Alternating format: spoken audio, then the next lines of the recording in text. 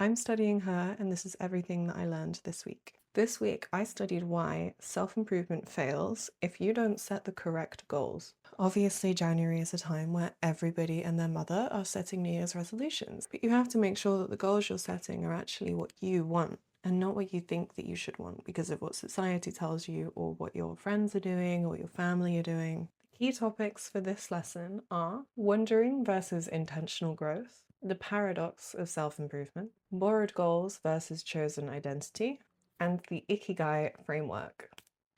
Chapter 1. The paradox of self-improvement. Self-improvement is actually paradoxical.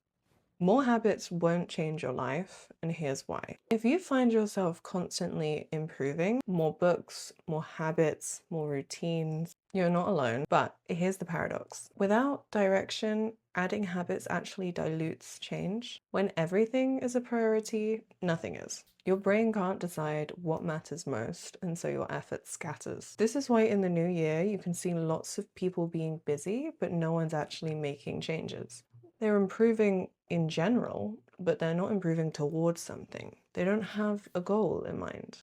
Without a clear destination, growth just becomes motion without meaning. Without a destination, the mind defaults to reaction. We chase what looks productive, impressive, disciplined. And all of this action feels safe because it avoids commitment. And it also avoids identity change. So your direction doesn't restrict your growth, it organizes it. Your brain doesn't reward effort, it rewards direction. Chapter 2. Why you need to stop planning. Planning has a limit. Planning feels productive because it releases dopamine. Brain rewards the idea of change, but not the execution of it. You can plan endlessly and still feel motivated without making any changes. Planning becomes a substitute for commitment. Without a destination, planning is just a rehearsal. It's not progress. Simon Squibb wrote about how we're conditioned from a young age to prioritize effort instead of direction. Finish school, work hard, get a job, retire. Effort without identity is just compliance. Chapter 3. Borrowed goals versus chosen identity. Most of your goals aren't actually yours, and this is why motivation disappears so quickly. Most people don't lack motivation, they lack ownership. We inherit goals from culture, algorithm, admiration, comparison. Get fit, read more, be successful, do better. These are borrowed goals. They create movement, but not meaning. Borrowed goals energize us briefly, and then they quietly exhaust us because they don't belong to our identity. This is why two people can chase the same outcome, and only one of them feels fulfilled. One is performing improvement, the other is pursuing alignment. So the most powerful question isn't, what do I want? It's what kind of a woman do I want to be? Chapter 4. Identity as direction. You can't start a journey without a destination. Don't mindlessly self-improve. Self-improvement without a destination is just motion.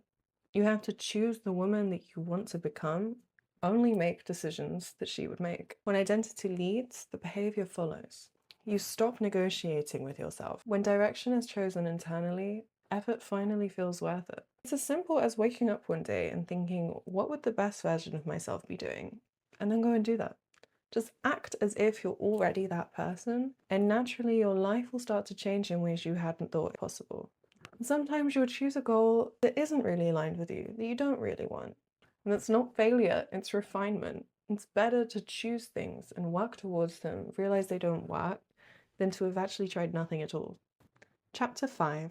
How to choose goals using the Ikigai framework. I may be butchering the pronunciation of Ikigai, and I am very sorry if I am offending anybody. Choosing a destination isn't about choosing a perfect future. It's all about alignment. This is where Ikigai becomes useful. It's not an aesthetic concept, it's a decision-making filter. So get a piece of paper, split it into 4, write down what you love, what you're good at, what the world needs, and what can sustain you. So you're really